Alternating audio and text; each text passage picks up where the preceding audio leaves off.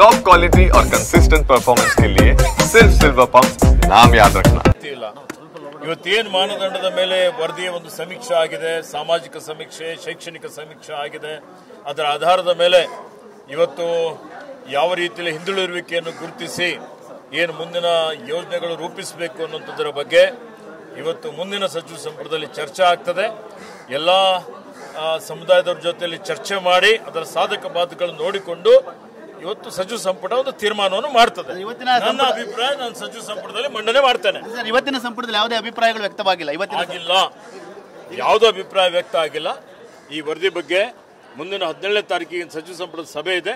ಈ ಸಭೆಯಲ್ಲಿ ಅಧ್ಯಯನ ಮಾಡಿಕೊಂಡು ಬಂದು ತಮ್ಮ ತಮ್ಮ ಅಭಿಪ್ರಾಯ ಹೇಳಲಿಕ್ಕೆ ಮಾನ್ಯ ಮುಖ್ಯಮಂತ್ರಿಗಳು ಸೂಚನೆಯನ್ನು ಕೊಟ್ಟಿದ್ದಾರೆ. ಈಗ ಪ್ರಬಲ ಸಮುದಾಯದವರು ಸಾಕಷ್ಟು ವಿರೋಧ ಮಾಡಿದ್ರು, ನೀವು ಕೂಡ ಸಮುದಾಯದ ಹಿರಿಯರಿದ್ದೀರಿ, ಅವೈಜ್ಞಾನಿಕವಾಗಿದೆ ಅಂತ ಹೇಳಿ ವರದಿ. ಈಗಾಗಲೇ ಹೇಳಿದ್ದೇನೆ ನೋಡಿ, ಎಲ್ಲರಲ್ಲಿ ಒಂದು ಈ ವರದಿ ಬಗ್ಗೆ ಇಡೀ ರಾಜ್ಯದಲ್ಲಿ ಒಂದು ರೀತಿಯಲ್ಲಿ ಕೆಲವೊಂದು ಸಮುದಾಯಗಳಲ್ಲಿ ಆತಂಕ ಇದೆ.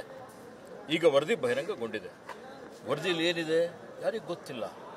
ಹೀಗಾಗಿ ವರದಿಯಲ್ಲಿ ಇದ್ದಂಥದ್ದು ಅಧ್ಯಯನ ಮಾಡಿ ಇದರಿಂದ ಇದು ಸರಿಯಾಗಿದೆಯಾ, ವೈಜ್ಞಾನಿಕವಾಗಿದೆಯಾ, ಅವೈಜ್ಞಾನಿಕವಾಗಿದೆ, 10 ವರ್ಷಗಳ ಕೆಳಗಡೆ ಆಗಿದ್ದಂಥ ಒಂದು ಸಮೀಕ್ಷೆ, ಇದನ್ನು ಮುಂದೆ ಏನು ಕ್ರಮ ತೆಗೆದುಕೊಳ್ಳಬೇಕು ಅನ್ನೋಂಥದ್ದು ವಿಸ್ತೃತವಾಗಿ ಮುಂದಿನ ಸಚಿವ ಸಂಪುಟದಲ್ಲಿ ಚರ್ಚೆ ಆಗ್ತದೆ. ಮುಂದಿನ ಸಂಪುಟದಲ್ಲಿ ನಿಮ್ಮ ಅಭಿಪ್ರಾಯವನ್ನು ತಿಳಿಸ್ತೀರಾ?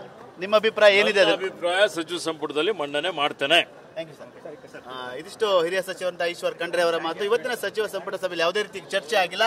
ಮುಂದಿನ ಸಚಿವ ಸಂಪುಟ ಸಭೆಯಲ್ಲಿ ನನ್ನ ಒಂದು ಅಭಿಪ್ರಾಯವನ್ನ ಸ್ಪಷ್ಟವಾಗಿ ಹೇಳುತ್ತೇನೆ. ಈಗಾಗಲೇ ಒಂದಷ್ಟು ಪ್ರಬಲ ಸಮುದಾಯದಲ್ಲಿ ಈ ಒಂದು ವರದಿಯ ಬಗ್ಗೆ ಒಂದಷ್ಟು ಆತಂಕ ಇದೆ. ಅವೆಲ್ಲವೂ ಕೂಡ ಅಂಕಿಅಂಶಗಳು ಬಹಿರಂಗ ಆದ ನಂತರದಲ್ಲಿ ಆಗುತ್ತೆ.